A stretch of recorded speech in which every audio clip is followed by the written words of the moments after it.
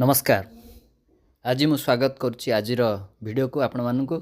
ये वीडियो रे आमे बुली देखिबा भुवनेश्वर स्थित मे फेयर लागून होटल। भुवनेश्वर रे थिबा मे फेयर होटल जोटा कि आपण जयदेव विहार रु नालको छक जिबा मझिरे आपण जदि नंदनकानन आड़ को मुह करिकी चलुथिबे बाँ पटे पाइबे। जयदेव विहार रु पाखापाखि 300 मीटर दूर रे जतबेले आपण नंदनकानन मुखा ही चलुथिबे टुवर्ड्स नालको छक। वर्तमान आपण देखुछंती मे फेयर होटल भितर गोटे छोट लेक टाइप रो अछि। लेक चारिपटे हाई प्राइस्ड सूट जो होटल रूम अच्छी जोटा कि हाईएस्ट प्राइस ये होटल रे से सब रूम मान अच्छी। ता पार्श्व रे आपण देखुछंती सामना रे इठी जदि आपण कोनस प्रोग्राम करथिबे बा कैटरिंग रो व्यवस्था यदि आपण प्राइवेटली करिया चाहिबे ई भली जगह आपण सब रेंट नहीं पारे। यहाँ आप सामना देखुं ये कैटरिंग व्यवस्था हो पार। तो यही होटल भितर खूब सुंदर साज सजा हो सुंदर गार्डन टी अच्छी। आम आग को बुलिकी देखा आम प्रथम थर पर यही होटल रे खाइबा को आसलु जो बुफे सिस्टम अच्छी से गोटे लंच करने आसलु। जेहेतु यही बड़ होटल मानक प्राइस बहुत अधिक आपण लंच कि डिनर जहाँ भी गोटे मिल करेंगे तेणु गोटे मध्यवित्त परिवार लोक पक्षे यहाँ संभव नुह कि आप बारंबार ये होटल को आसवे। बट अनुभूति आम प्रथम थर गोटे ये आसलु। आज आम बुफे लंच करूँ मु यार केते प्राइस कौन से सब विषय में आपन को आगू कहबी। तो बर्तमान आप देखुं होटल भीतर दृश्य खूब सुंदर भाव साज सजा होती। बढ़िया गार्डन गोटे मेंटेन करा जाउची। भुवनेश्वर रे एटा बोधे सबुठो सुंदर होटल। एते बड़ गार्डन आपण कौन सी होटल रे भुवनेश्वर रे देखा पाइबे नहीं। टूरिस्ट अट्रैक्शन पाई एठी आपण गोटे विंटेज कार देखुछंती। विंटेज कार माने जोटा 50 वर्ष 60 वर्ष तले जो टाइप रो सब कार थिला से भली गोटे कार अच्छी। आपण गोटे फाइटर जेट मध्य देखा पाइबे। फाइटर जेट नुहे तो गोटे ट्रेनर एयरक्राफ्ट टाइप रो सेटा आगु को आपण देखिबे।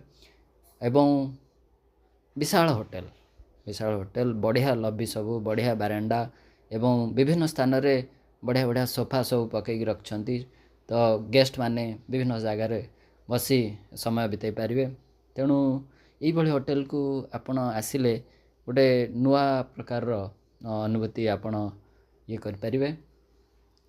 ये आप देखुं सामने जो आम बुफे लंच कलु यहाँ से बुफे लंच जो हॉल ताकू टी पॉट कहते से टी पॉट भीतर को आम बर्तमान प्रवेश करुचे।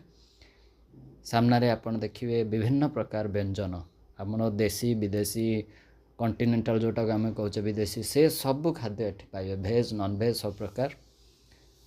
कॉस्ट टी अधिक पर हेड 1500 प्लस जीएसटी। मुझे आगू को आपन को बिल देखेबी।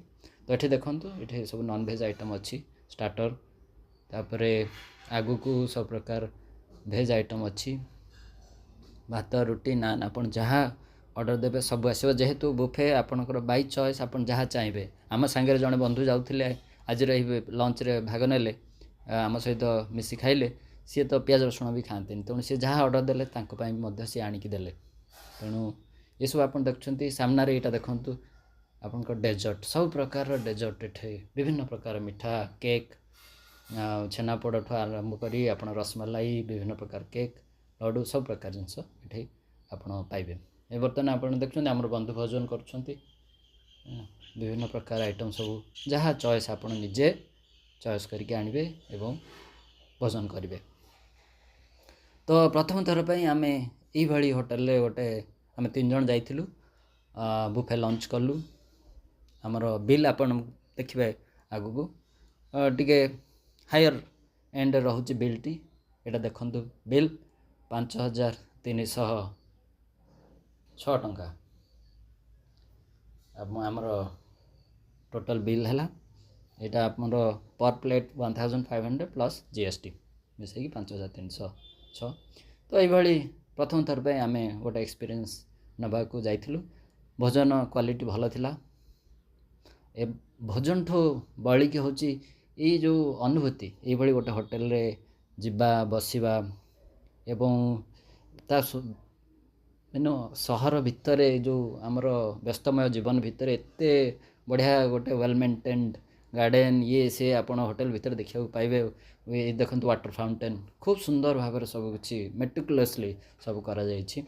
ମୁଁ ମେଫେୟାର ହୋଟେଲର 3ଟି ମେଫେୟାର ହୋଟେଲ ଦେଖିଛି। ରାଉରକେଲାରେ ଦେଖିଛି ଏବଂ ଆପଣଙ୍କର ଗୋପାଳପୁର ଗଞ୍ଜାମ ଜିଲ୍ଲାର ଗୋପାଳପୁର ସେଠି ଦେଖିଛି। ଏଇଟା ଭୁବନେଶ୍ୱର, ମୁଁ କହିବି ଭୁବନେଶ୍ୱର ମେଫେୟାର ଲାଗୁନଟି ସବୁଠୁ ସୁନ୍ଦର। ଏବଂ ଏହି ହୋଟେଲଟି ସ୍ଥାପନା ହୋଇଥିଲା 1999 ମସିହାରେ ଏବଂ ସେ ସମୟରେ ଯେତେବେଳେ ସ୍ଥାପନ କରାଯାଇଥିଲା ସେ ସମୟରେ ବି ନମ୍ବର 1 ଥିଲା। ମୁଁ ଭାବୁଛି ଆଜିର ଦିନରେ ମଧ୍ୟ ମେଫେୟାର ଲାଗୁନ ଓଡ଼ିଶାର ସବୁଠାରୁ best hotel in terms of facilities ଏବଂ ଯେଉଁ ଭଳିଆ ସାଜସଜା ଅଛି ମୋତେ ଲାଗୁନି ଏତେ ବଡ଼ ସ୍ପେସ୍ ନେଇକି ଅନ୍ୟ କୌଣସି ହୋଟେଲ ଆମ ଓଡ଼ିଶାରେ ତିଆରି ହୋଇଛି। ତେଣୁ ଏଇଭଳି ଆପଣ ସାମ୍ନାରେ ଦେଖୁଛନ୍ତି ସେ ଯେଉଁ ଲେକ୍ ଥିଲା ଯେଉଁଟାକି ଆମେ ପ୍ରେସିଡେନ୍ସିଆଲ ସୁଟ୍ କହିବା କି ସବୁଠୁ କଷ୍ଟଲି ଯେଉଁ ସୁଟ୍ ଯେଉଁ ଏରିଆରେ ଥାଏ ହୋଟେଲ ଭିତରେ ସେଇ ଏରିଆକୁ ପୁଣି ଆମେ ଏଥର ଯାଉଛେ। ଦେଖନ୍ତୁ ସାମ୍ନାରେ ଲେକ୍, ଚାରିପାଖରେ ସବୁ ପ୍ରେସିଡେନ୍ସିଆଲ ସୁଟ୍ କୁହନ୍ତୁ ବା ସବୁଠୁ କଷ୍ଟଲି ଯେଉଁ ସୁଟ୍ ରୁମ୍ ସେସବୁ ଆପଣ ସାମ୍ନାରେ ଦେଖୁଛନ୍ତି। ତ ଇଏ ଥିଲା ଆମର ଭୁବନେଶ୍ୱରର ମେଫେୟାର ହୋଟେଲର ଟୁର୍। ମୁଁ ଆଶା କରୁଛି ଭିଡ଼ିଓଟି ଆପଣମାନଙ୍କୁ ପସନ୍ଦ ଆସିଥିବ। ନମସ୍କାର।